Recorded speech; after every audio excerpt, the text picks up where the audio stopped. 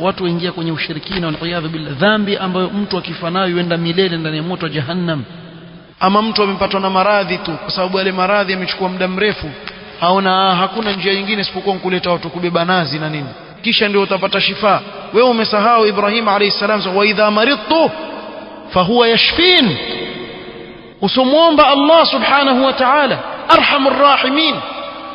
Ayub alayhi salatu wassalam amwomba Allah subhanahu wa ta'ala, wa Ayyuba idh nada rabbahu anni massani ad-durru wa anta arhamur rahimin.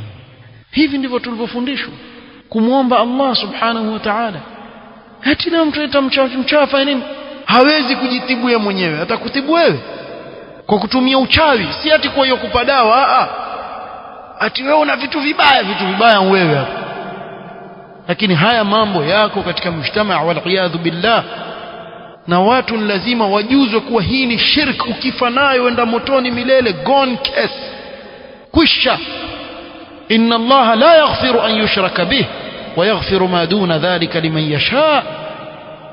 Hivyo wazingatia, wajua maana ya kukaa milele ndani ya moto wa jahannam. Nasallallahu an yahdiyana jami'an.